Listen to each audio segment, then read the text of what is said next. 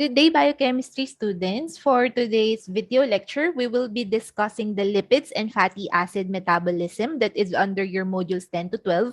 So for this whole lecture video, ang pag-uusapan lang natin is about the functions, the mechanism, the importance, and the chemical structures of your lipids. Walang ibang biomolecules involved.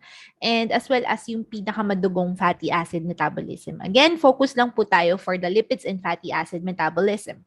But first, let us define what are your lipids. Okay, when we say lipids, there is one thing or one word that comes up to our mind. May bad notion tayo pagdating sa lipids because lipids is equivalent to fat and fat is equals to bad. Parang bad looking siya. Okay, so lipids, fat, and then bad looking, parang they are all synonymous to one another. But little did we know that lipids, it has its many functions in the biological functions of our body, and that as define each and every function of your lipids. Hindi naman po porkit sinabi na lipids masama na kaagad. Okay, madami pa rin naman siyang functions and importance sa ating katawan, especially with our cells. So, lipids are biomolecules that are soluble. Soluble po siya, yes, sa mga organic solvents. And insoluble sa water. Ibig sabihin, it has low solubility in the water. Hindi siya nade-dissolve sa water, but it can be dissolved sa mga organic solvents. Ano-ano po ba yung mga organic solvents natin? So, balikan natin sa ating organic chemistry. It contains carbons. And what are those? Yung mga alcohol, di ba? Yung mga ether, mga ketones, nade-dissolve po nila si fats or your lipids. But the water, it cannot dissolve your lipids or your fats. Okay? Your lipids, they are esters of your fatty acids. And if you will look closely sa mga chemical structure of our fats or your lipids, they contain hydrocarbons. Ibig sabihin, maraming mga hydrogen atoms dyan, maraming carbon atoms dyan. So, titingnan natin siya sa mga susunod na slides. But please do take note that your lipids, they are mostly being comprised of your hydrocarbons. Also, your lipids, they are utilizable by living organisms. And these are the main importance or functions of your lipids in your body. Number one, they are for your storage of energy. Okay, as we all know, sugar or your carbohydrates are the main source of the energy of your body. But when it is depleted and hindi available si sugar, ang next po natin na source dyan of your energy will be your fats or your lipids.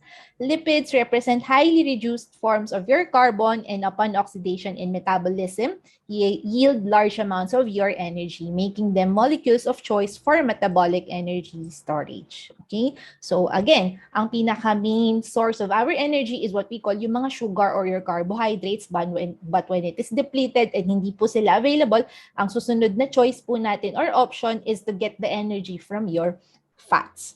Next function or importance of your lipids, it is mainly used for the membrane components. Ano yung membrane components na yun? Yung inyong mga cell membranes or your plasma membranes.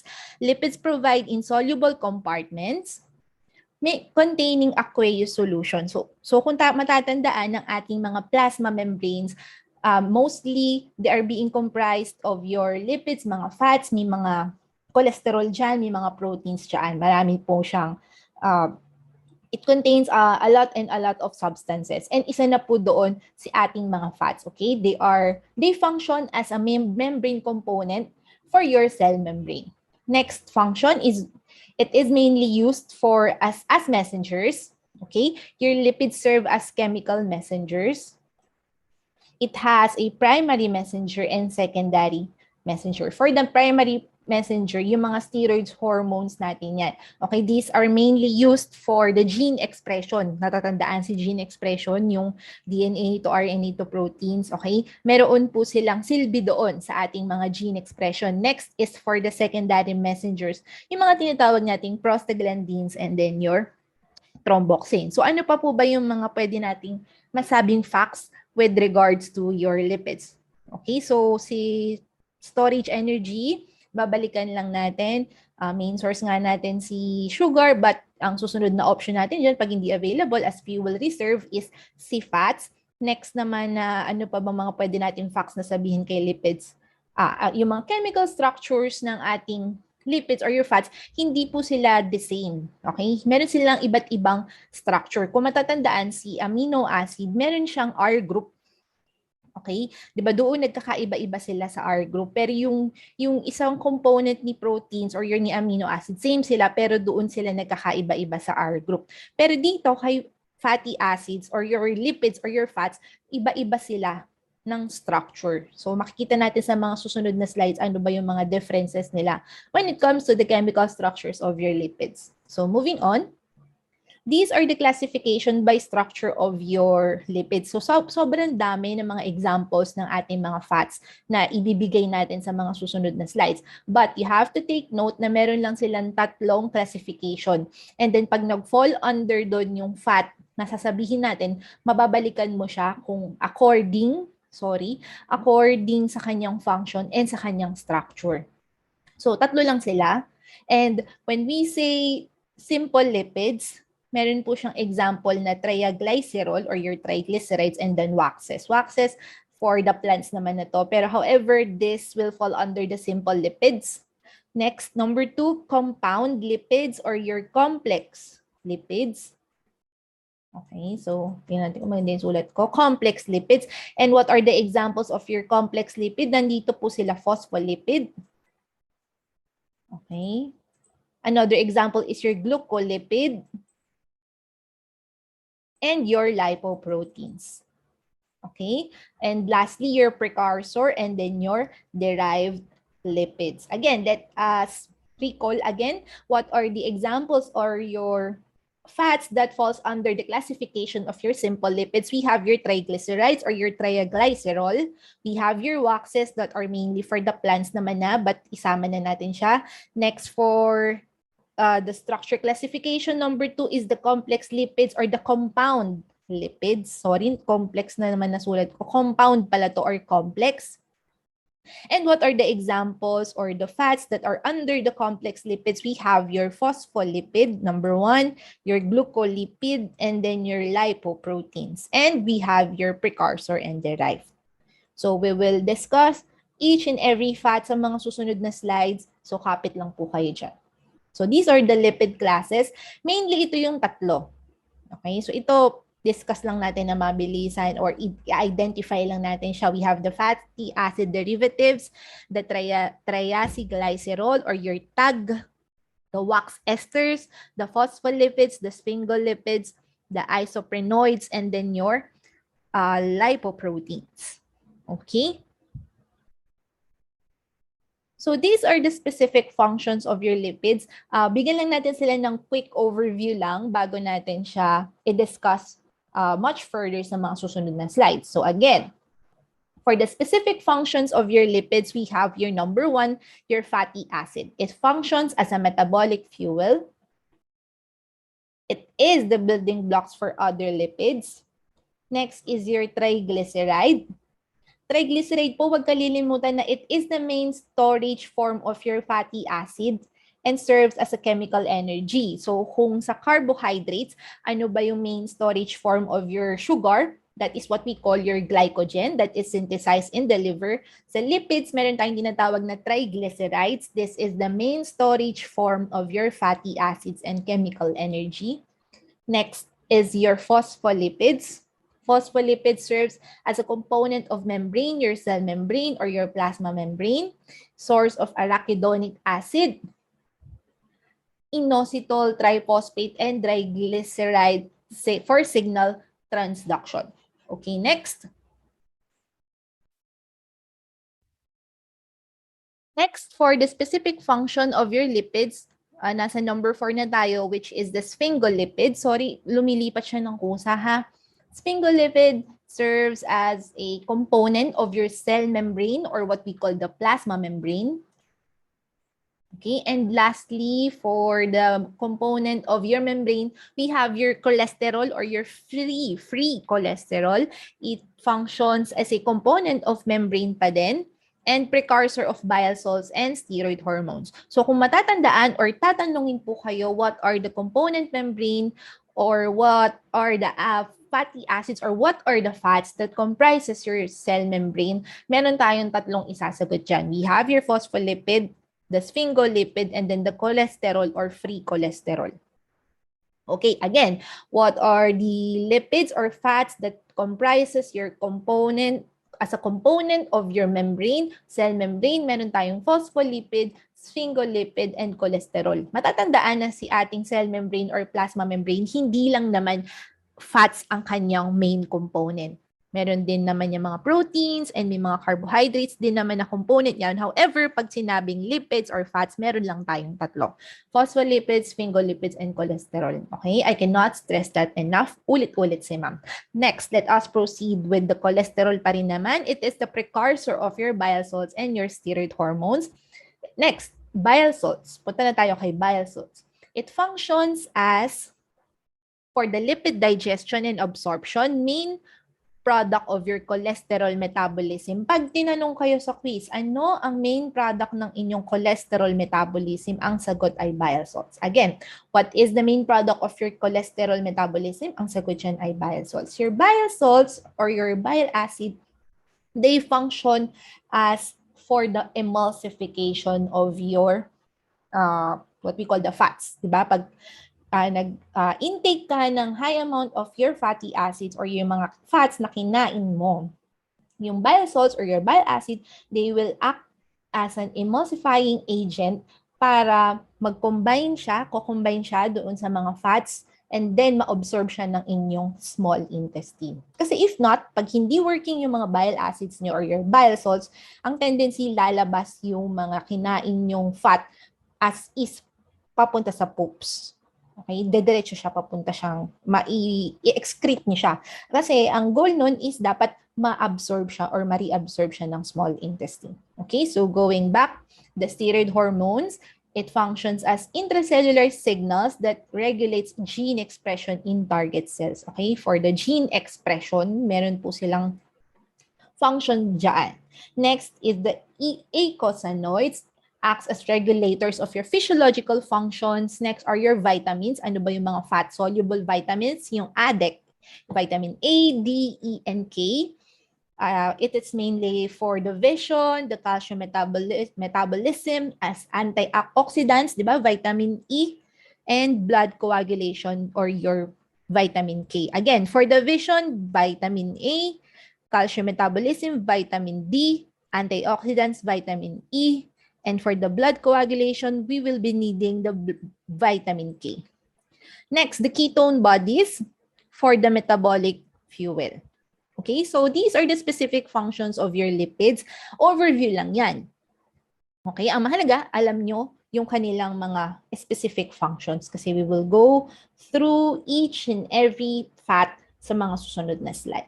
Okay, again, your lipids, they function or its importance is it includes energy storage lipids in the form of your triacylglycerol, acts as membrane lipids. Ito na nga yung sinabi ni ma'am na ulit-ulit. We have your phospholipids, sphingoglycolipids, and then your cholesterol.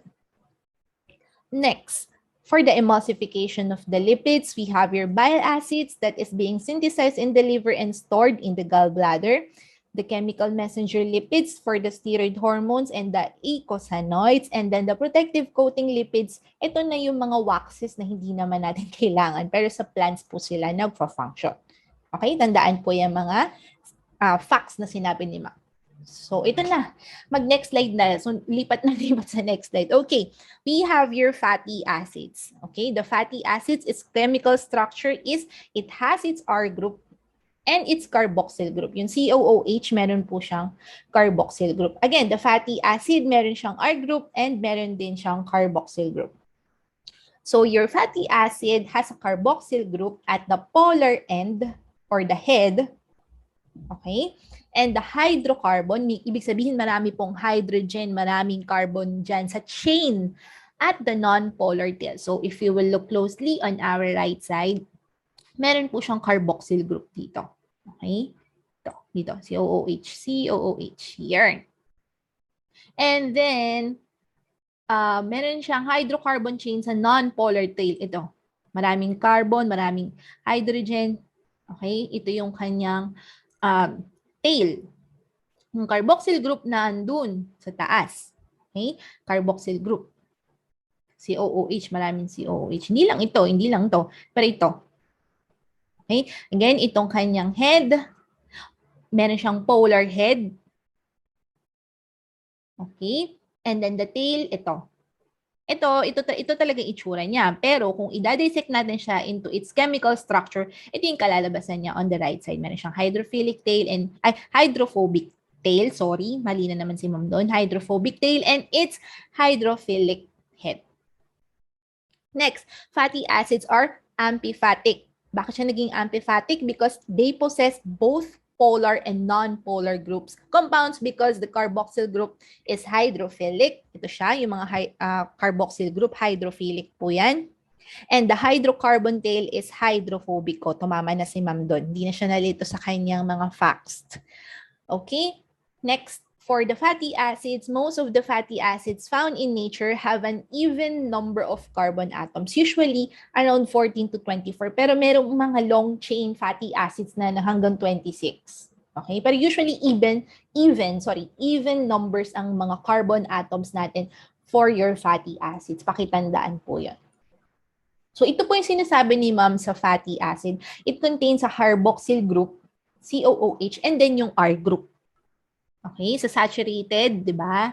Sa mono unsaturated and then the polyunsaturated. Pansin niyo sobrang daming carbon, sobrang daming hydrogen. So, ang sabi nga po doon, mostly our fatty acids, they are hydrocarbons. They mostly contain hydrogen and carbon in nature. Your fatty acids and their derivatives, pakitandaan na ang ating chemical formula is R, may R group siya, and then may carboxyl group.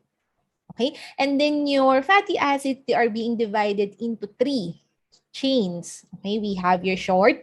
Pag 2 to 4 lang yung kanyang carbon atoms, short chain ang tawag. Pag medium, 6 to 12 carbon atoms yung pinag-uusapan natin dito. Yung binibilang carbon atoms po yun.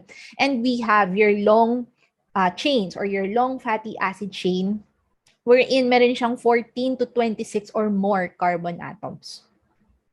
Okay? And then your long fatty acids, they will be needing bile pagka nakapag-intake ka or meron kang kinakain that is rich in long fatty acid chain. Kailangan po well-functioning yung bile acids nyo or your bile salts. Kasi nga, para siya ma-emulsify, kasi sobrang haba niya, madaming carbon atoms na kino-contain ang inyong diet na may long fatty acid chain. Ano ba yung mga example ng mga food that contains long fatty acid chain? Yun yung mga soybean, mga avocado, yung mga meat. Diba? So, kailangan po siyang ma-emulsify na maigi para ma-reabsorb ng ating small intestines. Or if not, lalabas yun sa inyong mga stool, mai-excrete niya siya as fat globules, which is not good. Dapat kasi ma-reabsorb siya ng ating katawan. Next is, nasa fatty acids pa rin po tayo. Let us further discuss the fatty acids. Bukod sa kanilang chemical structure, we have 2 different types of your fatty acids. That is what we call your unsaturated and saturated fatty acids. Okay? On your left side, as you can see, meron tayong mga statements or mga facts regarding your saturated and unsaturated fatty acids. So, sa next slide, ganun pa rin naman. But basically, this is what your fatty acid says about the chemical structure. Okay, tingnan po natin ng maigi on our right side. So, meron tayong fatty acid A and fatty acid B. So, kung titingnan mo, hindi mo pa siya ma-differentiate agad-agad. Not unless you know this parang mnemonics that I made myself. Okay? So, for your fatty acids, we have saturated and unsaturated. Ulit-ulit. Ma-differentiate natin siya in the means of your bonds. Okay, so kung titingnan sa letter B, nakabilog yung pink, it has double bonds. Yung nasa right side, single bond lang siya. Pag single bond, yun po si saturated. So, ito si saturated. Saturated, ang pangit ng sulat ko. Si B, siya si unsaturated because it has double bonds. Okay? Ano pa yung mga differentiation of your saturated versus unsaturated? Pansinin po ninyo, Si saturated, straight siya. Si unsaturated, naka-bent. Okay, what else? Pag sinabi po nating saturated, ang pinakamagandang mnemonics doon is si saturated, single siya. Single si saturated. Ang palatandaan ko kasi doon, si saturated, single, si unsaturated, di ba parang magjowa ba in layman's term? Unsaturated, merong kasama. So, unsaturated, double bond siya. Wala lang, parang palatandaan ko lang. Tapos, bent siya. Okay? Si saturated single, straight ang kanyang formation or the pagkakasunod-sunod or the sequence of its fatty acid chain. Okay? Parang ganun. Again, magulo ka ma'am. Saturated, ibig sabihin puno. Puno po siya. Okay? Kaya unsaturated, hindi siya puno. Kaya siya may double bond. Si unsaturated, it has double bond. It is bent. Saturated, single, and straight. Okay? So, itong mga sinabi ko, basically, ito lang yun. Okay, ito pa rin po siya. Ito si saturated, single bond, unsaturated, double bond. It has double bonds and it is bent because of the cis. Okay, cis configuration. So these are the examples of your saturated and unsaturated fatty acids. So kung titignan natin yung kanilang chemical structures without knowing if it's undersaturated or unsaturated, pwede na natin siyang ma-differentiate. So pag pinag-quiz kayo or examination, by just looking at the chemical structure, can you say that this is saturated or is this unsaturated? So number one, titignan mo kung ang kanyang sequence, if it's straight, okay, yung shape niya, if it's straight or if it's bent, meron ka ng idea. Okay? So, ito si palmitic and si stearic acid. Meron tayong idea na this is undersaturated fatty acid. Meanwhile, si oloic acid, titignan natin, may double bond siya dito. This is probably under your unsaturated. And same as for the linoic, alpha-linolenic, and your arachidonic acid. So, si palmitic and si stearic, we can definitely say that this is under your saturated fatty acid.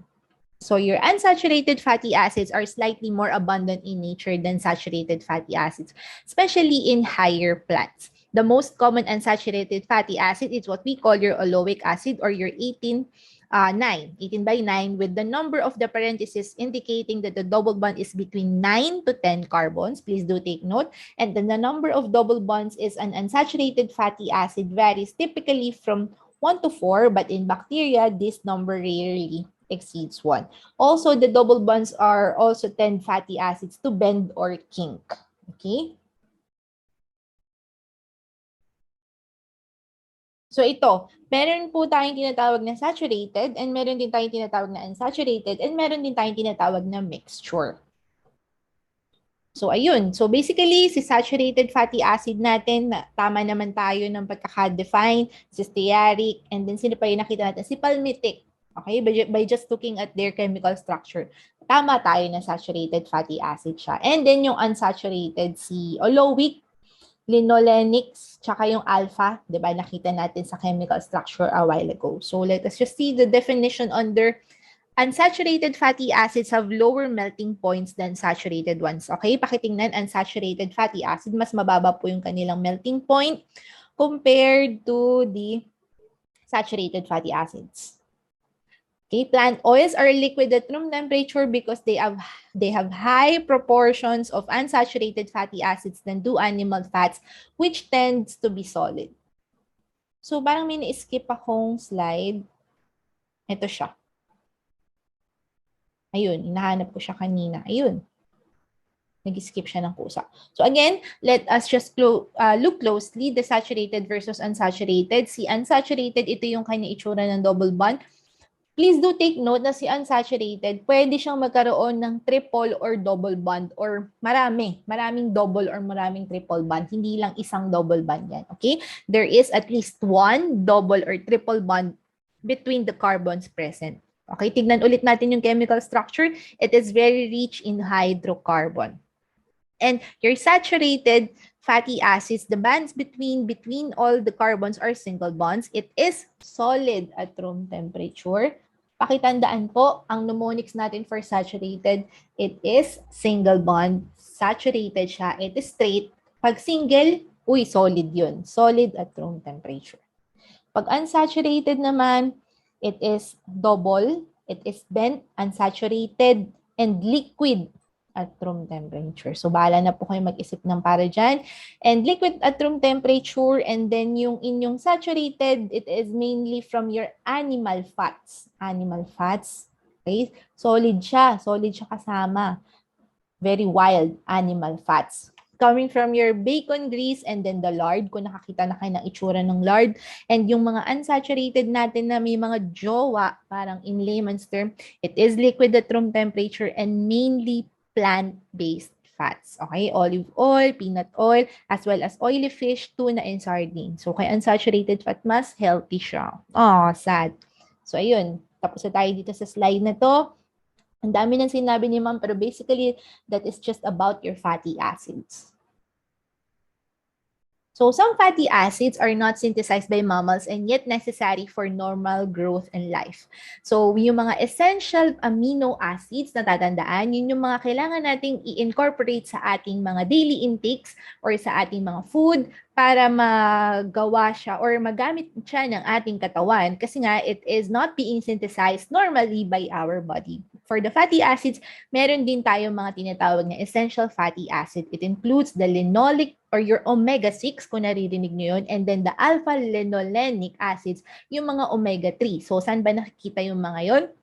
These must be obtained by mammals in their diet, especially dun sa mga plant sources. Yung mga omega-3 and omega-6, if I am not mistaken, they are coming from your mga fish, mainly sa mga fish natin yan. So, these are essential fatty acids that is being needed to be incorporated sa ating diet para ma-maintain ang ating healthy lifestyle. Okay? And this is a good to know lang on how to name your fatty acids. I won't be requiring you to memorize this one. Ang importante, alam niyo siya kung paano i-differentiate siya if it's under saturated or unsaturated. Eh what if hindi nagpakita si ma'am ng chemical structure sa ating quiz or exam? Paano namin malalaman yun? So, kabisaduhin na lang po. Okay, meron naman tayong table dito and then table doon. If yung systematic name, symbol, and source, hindi naman na po masyadong kailangan kabisaduhin. Okay? So next, let us proceed with your triacylglycerol or what we call the triglycerides. Please do take note that your triglycerides are the main storage form of your energy for lipids. If sa ating carbohydrates or your sugar, si glycogen, yung tawag natin sa storage form niya, which is being synthesized in the liver, sa atin namang fats or your lipids, ang tawag naman natin sa kanyang storage form is your triacylglycerol or your triglyceride. Your glycerol is a simple compound that contains 3 hydroxyl groups. And then when all of the 3 alcohol groups form ester linkages with fatty acids, the resulting compound is a triacylglycerol. An older name for this type of compound is your triglyceride. So interchangeable naman yung term na triacylglycerol and triglyceride. So wala naman pong problem doon. So let us proceed with the chemical structure of your triglyceride. Pakitingin po on your left side. It has a glycerol backbone, meaning si glycerol meron siyang 3 carbon atoms. Ito siya. And then triglyceride, so tatlo. Tatlo po ang kanyang fatty acid. So kung babalikan natin si fatty acid, ang kanyang chemical structure meron siyang R group and may carboxyl group. Okay, so evident naman, tatlo yung kanyang fatty acid. And when we combine these 2 functional group, magkakaroon siya ng release of your water. Okay? Triglyceride yung tawag doon. Pagka naman, meron siyang glycerol, pero dalawa lang yung fatty acid, ang tawag naman doon diglyceride. Okay? Or glycerol. Pag isa lang, monoglyceride naman po yung tawag dyan. If all 3 fatty acid groups are the same, the molecule is called a simple triacylglycerol. And then examples include your tristiarolaglycerol, common name for your tristiarine, and trialoglycerol or your thriolin. Di ba ang hirap i-pronounce? And then mixed Triacylglycerol contain two or more different types of your fatty acid. And also your triacylglycerol or your triglyceride are found mostly in your animals, primarily in the adipose tissue or your body fat, which serves as a depot or storage site for your lipids. Okay? So next, these are the properties of your triglycerides in physical state. We have two. Number one, the fat. And it is the mixture of triglyceride containing a high proportion of long-chain saturated fatty acid. Next one is the oil. It is a mixture of triglyceride containing a high proportion of long-chain unsaturated fatty acid or short-chain saturated fatty acid. So also your triglyceride its physical properties of triglyceride depend on the fatty acid component. Let us just read the description. Melting points of fatty acid increases as the number of carbons in the hydrocarbon chains increases and as the number of double bonds decreases. Your triglycerides rich in unsaturated fatty acid are generally liquid at room temperature and are called oils. And meanwhile, the triglycerides rich in saturated fatty acid are generally semi-solid or solid at room temperature and are called fats. Next, meron tayong process na tinatawag na hydrogenation. Okay, again, we have a process on what we call the hydrogenation. Let us just read the description first. Hydrogenation is where your hydrogen can be added across the carbon-to-carbon double bond in unsaturated fatty acid. So again, review, si unsaturated fatty acid, meron siyang double bonds. So ang mangyayari sa process na tinatawag nating hydrogenation, your hydrogen can be added to that double bond. And then this reaction is called hydrogenation. It decreases the level of unsaturation in the fatty acid. So matatandaan si unsaturated fatty acid, it is liquid in the room temperature. Okay, liquid siya, hindi siya dense, hindi siya packed. Ibig sabihin, hindi pa puno, kulang pa, may space pa for hydrogen. Okay, kaya po siya may double bond. So the goal of the hydrogenation for that process is to be able to add hydrogen. Coming from the root word hydrogen, di ba? Parang hydrogenation. You will add hydrogen. You will subject your unsaturated fatty acid, for example, in a liquid form, into a treatment. Okay, ang nangyari dito, dinagdagan yung kanyang temperature, nagdagdag ng 200 degrees Celsius para makapag-add ng hydrogen. So kung matitignan natin sa ating right side, nawala yung double bond, nawala yung carbon-to-carbon double bond, pero nagkaroon ng hydrogen. Okay, that is what we call your hydrogenation. Basically, you will convert your unsaturated fatty acid to saturated fatty acid by what? By removing the carbon-to-carbon double bond and papasok yung hydrogen ninyo doon. So hydrogenation is the conversion of unsaturated liquid oils into solid fats. The reduction of carbon-to-carbon double bonds to single bonds by treating them with hydrogen and a catalyst. Okay? So pagka naman na-encounter nyo na naman sa exam to, ano po yung mga mahilig na itanong ni Ma'am Trina sa examination? Yun yung mga katulad ng modified true or false. Magbibigay ako ng dalawang statement. You have to know kung pasok ba siya kay hydrogenation, yung isa ba, is it true, is it false, parang ganun. So, dapat alamin niyo siya detail by detail. So, in practice, the degree of hardening is carefully controlled to produce fats or a desired consistency. The resulting fats are solid for kitchen use. Yun yung mga butter natin, tsaka yung mga margarine. Basically, they came from unsaturated fatty acid. Nung nasubject lang sila sa treatment, tsaka sila naging saturated fatty acid. Kaya sila mas dense, mas compact na sila. Kasi saturated, puno na ng hydrogen atoms. Okay, wala lang po siyang space, kagaya nito. And the substitute are produced by partial hydrogenation of polyunsaturated oils derived from your corn, your cotton seed, your peanut, and the soybean oils. The hardening process is the source of your trans fatty acid. Okay, kasi cis yung una, di ba? Cis, nasa cis configuration siya. So, nung nagkaroon na ng hydrogenation, the hardening process is the source of your trans fatty acid. So, next, we have your saponification. Ano naman po yung mechanism that is involved in the saponification? It is the base-promoted hydrolysis of fat. Hydrolysis of fat yan. And in oils, aqueous sodium hydroxide produces glycerol and a mixture of fatty acid sodium called your salt. Okay? A mixture of fatty acid sodium salt called your soap. Basically, it is the addition of an acid and a base. So ano ang kanilang product? It will be salt. Not the table salt, but yung salt na ginagamit natin for chemistry. And then parang ang mangyayari, makakabuo ka ng soap.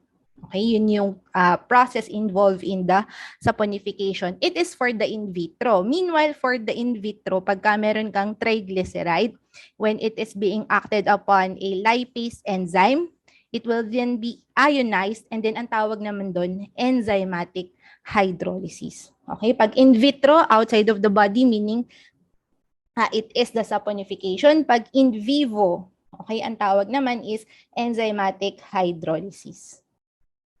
So these are the examples of your complex lipids or your compound lipids. We have your phospholipid and your glycolipid. Your phospholipid, it contains an alcohol, 2 fatty acid, and a phosphate ester. In glycerophospholipid, the alcohol is your glycerol. In sphingolipids, the alcohol is sphingosine. Okay? And then for the glycolipids, it is a complex lipids that contains your carbohydrates. Kasi nga, glyco, di ba? Parang sugar, saccharide, glucose. And then it is a combination of carbohydrates and then the lipids. So ito yung short schematic diagram of paano na-categorize ang ating mga complex lipids. Okay, so let us start with the simple lipids and then the complex. So sa simple, basically meron kang glycerol and then 3 fatty acid. Okay, ano bang tawag doon sa ganun? Yun yung mga triglyceride natin. Pag may isang glycerol backbone, may 3 fatty acid triglyceride. It will fall under the category of simple lipid. Pag sa complex naman, tignan natin on our right side, we have phospholipid or glycolipid. Pag phospholipid, it can be subdivided into glycerophospholipid and sphingolipids. Okay, so ito naman yung chemical structure niya. And yung glycolipids natin na sinabi nating may sugar plus merong combination of the lipids, it has a sphingosine, a glucose or galactose, and a fatty acid. So wag pong kakalimutan ang chemical structure, lalong-lalo na ng ating simple lipid kasi mas madali lang yung triglyceride lang yun eh. Okay? Yung glycerol plus 3 fatty acid. Si waxes, hindi na natin siya masyadong i-elaborate dito for this discussion kasi para naman po siya sa mga plants. Okay? So your phospholipid, it contains a platform molecule, 1 or more fatty acid, and basically, may phosphate group yan. Kaya nga po siya phospholipid. Diba? Parang phosphate plus lipid. And then, it has an alcohol component. Please do take note that your phospholipid, the fatty acid, gives the phospholipid hydrophobic properties, while the phosphate and the alcohol group gives the hydrophilic properties. Thus, your phospholipids are amphipathic. So, ito siya. Okay? Bukod sa may glycerol backbone siya, may fatty acid siya, 1 or more. May phosphate group and alcohol. So 1, 2, 3, and 4. So wag kalilimutan yung mga chemical structures na binabanggit natin kanina. Okay? So for the glycolipids are complex lipids that contain carbohydrates and ceramides. One moment. Okay, so one group of cerebroside consists of ceramide and mono or oligosaccharide. Other groups such as gangliosides contain a more complex carbohydrate structure. So another function of your lipid is it serves as a messenger, chemical messenger. And we have your cholesterol. Nangunguna dyan si cholesterol. Cholesterol is the most abundant steroid in the human body. Again, it is the most abundant steroid in the human body and also the most important. Ano po ba yung mga facts na pwede natin sabihin kay cholesterol? It is a waxy fat-like substance. Mainly galing po siya sa mga animals na intake natin sa ating mga daily intakes. Wala pong cholesterol sa mga vegetables. Also, they can be found in all eukaryotes. and in small amount of bacteria. Sa mga bacteria may mga pakonti-konti, pero most likely sa mga eukaryotic cells sila nahahanap. Also, it is a component in the plasma membrane and in all animal cells. Pakitandaan po, si plasma membrane or your cell membrane, meron niyang mga free cholesterol, meron niyang mga lipids, and then meron silang mga proteins. Also, your cholesterol, it is the precursor. Ito yung parang kanyang pinaka main function, precursor of all steroid hormones and your bile acids. Precursor, ibig sabihin doon nagmula ang inyong mga steroid hormones and then the bile acids. So ano pa po ba? It is said na ang ating mga cholesterol, kapag magpapa-test po tayo sa laboratory, it won't be needing a fasting. Okay? Among the lipid profile test, hindi siya kailangan ng fasting. Also, for the cholesterol, mataas ang cholesterol content ng ating mga eggs. Okay? So, dapat at least 3 to 4 eggs lang dapat ang kinukonsume natin in a week. Dapat, parang highly suggested na ganun lang siya. Okay? Kasi nga mataas po ang kanyang cholesterol level. So another is your steroids. It is a group of plant and animal lipids that contains tetracyclic ring structure. And then, yung mga steroid hormones nyo, ayan po sila. Ano ba yung mga example nun? Sila progesterone, testosterone, cortisol, aldosterone, and then estradiol, and then meron din silang kani-kanilang mga functions, okay, for the biological functions of our body. So, mahalaga na meron kang cholesterol sa katawan kasi sila yung precursor ng ating mga steroid hormones and then the bile acids. Sila yung mga nag-emulsify ng fat sa ating intestine. So, discuss lang natin further yung mga types of hormones. We have number 1. The types of hormones is the adrenocorticoid hormones. These are the products of your adrenal gland. Ibig sabihin itong mga babanggitin nating types of hormones, they come from your adrenal gland. Number 1, your mineralocorticoids. It regulates the concentration of the ions, okay, exchange of ions. The glucocorticoids control the carbohydrate metabolism. Okay, so for the mineralocorticoids, we have your aldosterone. It is the most important mineralocorticoid. It enhances the reabsorption of sodium and chloride ions in the kidney tubules, and it increases the loss of your potassium. So basically, ang ating steroid hormone na aldosterone, it is mainly for the regulation of salt and water in the body. Okay, so kung makikita niyo sa ating illustration on your right side, pinakita si aldosterone. It is responsible for the sodium retention that is needed for the regulation of the blood pressure kasi involves si kidney, involves si heart, and then involve yung inyong aldosterone. Next, the glucocorticoids. We have your cortisol. It is the major glucocorticoid. It increases the glucose and the glycogen concentrations in your body. Next, we have your sex hormones. Mainly, they are responsible for the development of sex characteristics, mapa-male or mapa-female. Meron silang categorization. So, testosterone is the most important male sex hormone. It promotes the normal growth of the male genital organs. Also, your male sex hormones, it is subdivided into or mainly classified into testosterone and androsterone.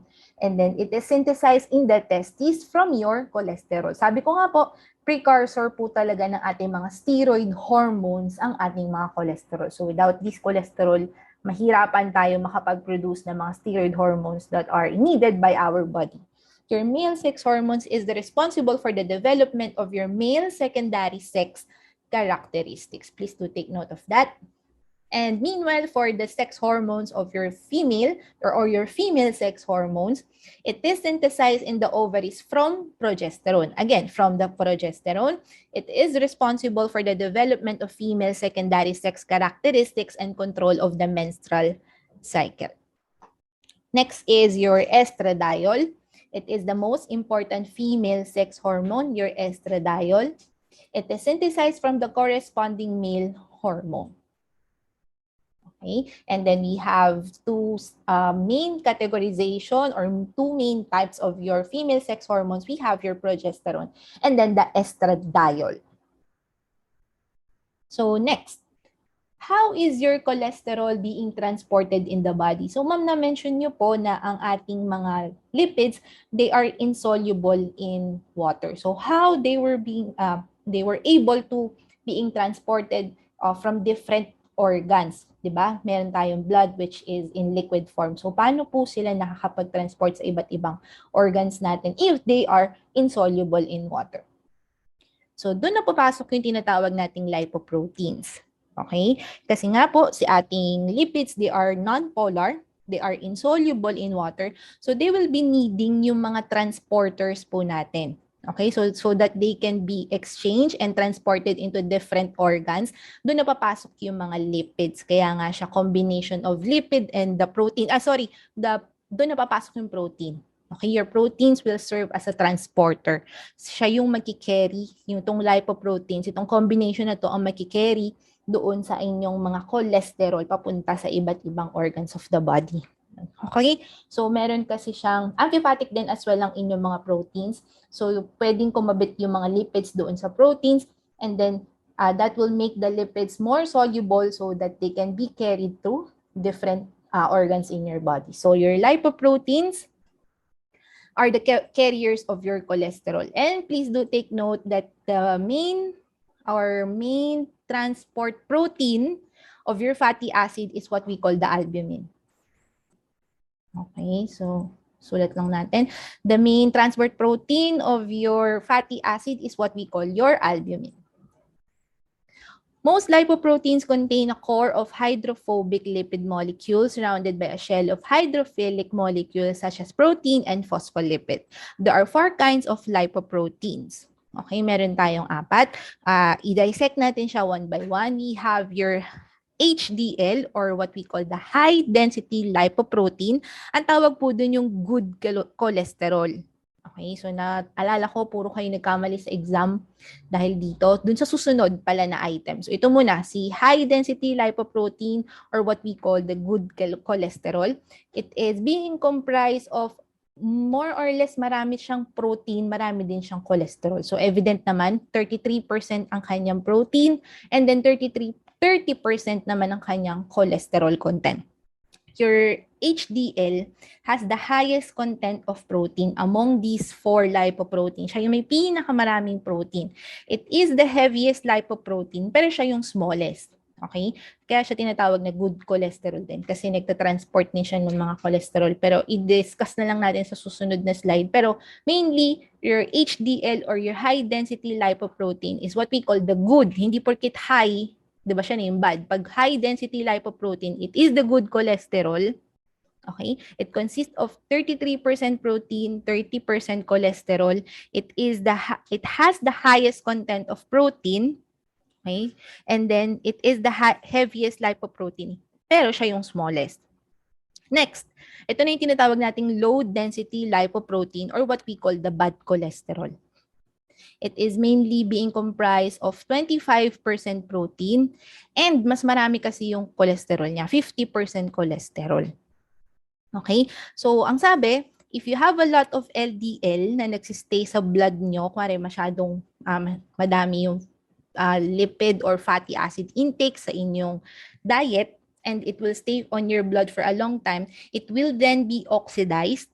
Okay, habang tumatanda. And then it will be deposited to the tunica intima of your arteries. So ano nang kasunod nun? Ang kasunod nun, it will cause atherosclerosis. Okay, kaya po siya LDL.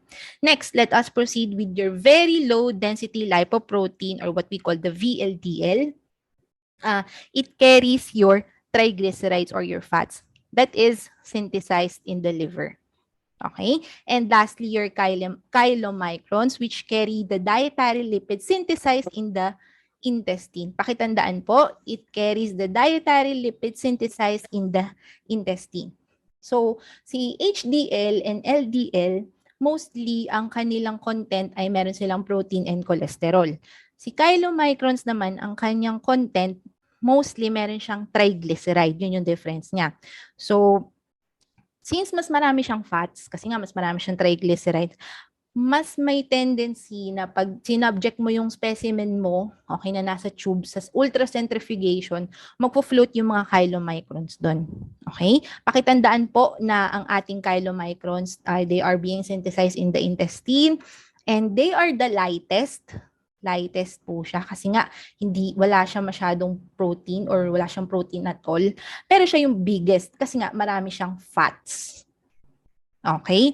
And then also, yung chylomicrons, ito yung makikita nyo na parang milky substance doon sa ating mga specimen na nasa test tube kapag after a meal, pagtapos kumain ng pasyente, tapos makikita mo siya doon, evidence siya doon, magiging kulay parang magiging white yung sample ng serum ng pasyente kapag kakatapos lang niya kumain. Okay? Chylomicrons po yung mga tawag doon. Next, for the cholesterol transport, basahin lang natin siya from step 1 hanggang step number 8. The transport of your cholesterol from the liver starts out as a large VLDL particle.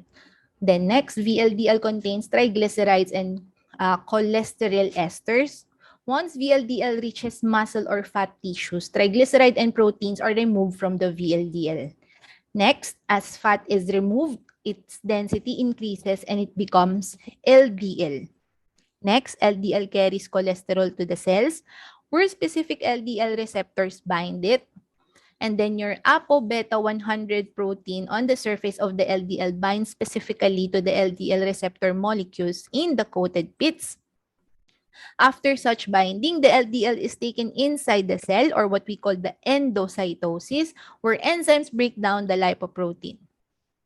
Next, in the process, they liberate free cholesterol from cholesterol esters. So, pagpabalik naman, it is what we call the reverse cholesterol transport. Naka-highlight po, pakitandaan si high-density lipoprotein. Its main function is it transports cholesterol from peripheral tissues to the liver and also transfer cholesterol to LDL. While in the serum, free cholesterol in HDL is converted to cholesterol esters. In the liver, HDL binds to the liver cell surface and transfer its cholesterol esters to the cell. Also, these esters are used for the synthesis of steroid hormones and bile acids. And lastly, after HDL has delivered into cholesterol esters to the liver cell, it re-enters your circulation. So, kapag ang process na natin is about the reverse cholesterol transport, ang pinaka umpisa niyan, parang precursor niyan, dun siya magsa-start sa ating HDL. And then we have your bile salts. Bile salts are oxidation product of your cholesterol. Again, bile salts are oxidation products of your cholesterol. Kaya nga po siya precursor of the bile salts. Itong mga cholesterol natin, dun po siya nanggagaling. Okay? Oxidation product siya.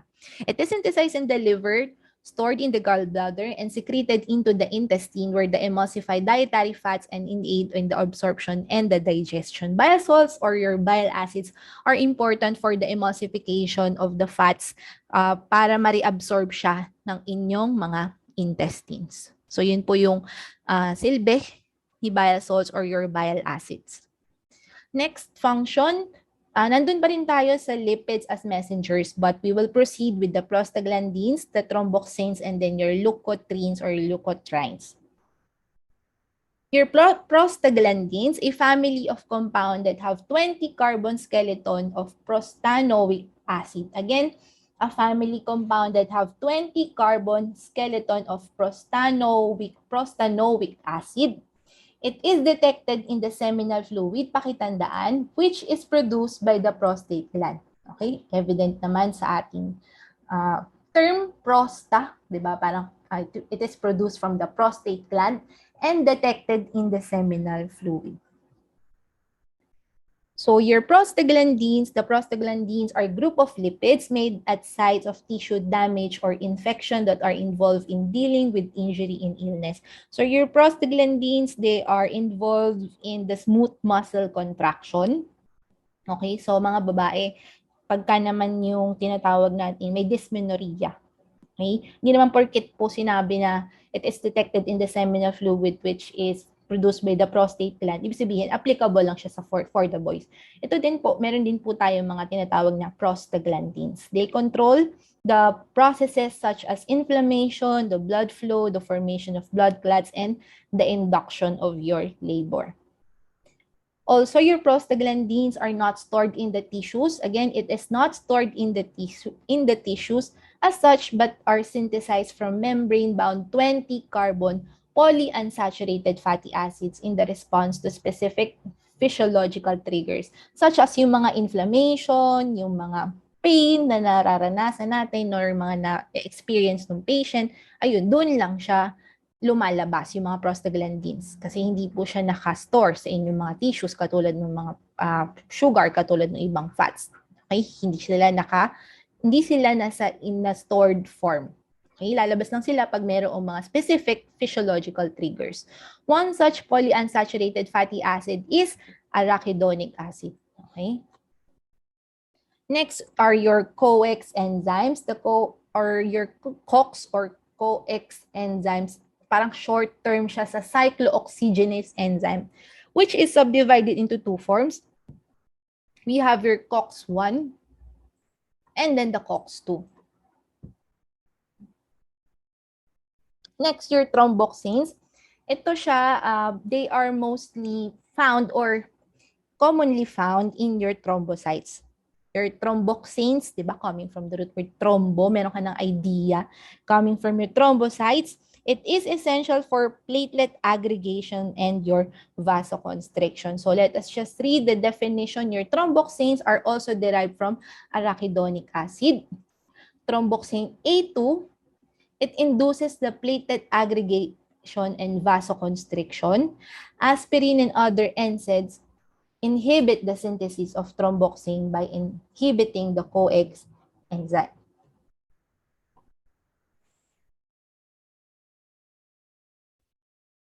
So, itong sinasabi nating mga aspirin, okay, and then yung mga NSAID natin, yung mga non-steroidal anti-inflammatory drugs natin. Kaya po pag kami mga dengue, 'di ba, yung mga patient, pinipigilan po sila or hindi sila ina-advise to take aspirin kasi nga it will inhibit yung synthesis ng ating thromboxane. Kasi nga itong thromboxane A2 natin, siya yung nag-i-induce ng platelet aggregation once na may mga bleeding, 'di ba, para mag-patch up yung mga platelets.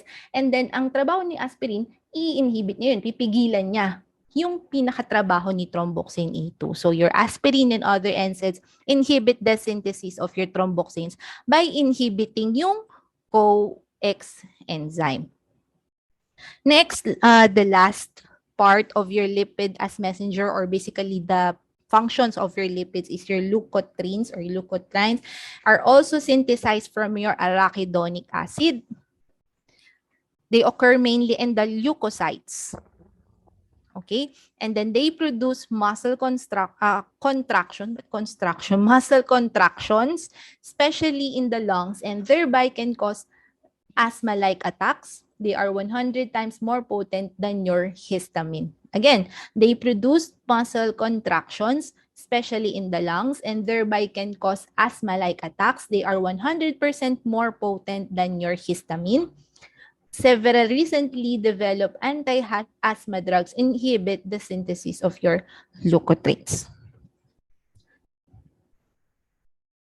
And that concludes our discussion for the first part of your lipid structure. Ang susunod na discussion natin is about the fatty acid metabolism naman, which will be on your next video lecture na lang. Okay? If you have questions and clarifications, do not hesitate to contact me. Thank you.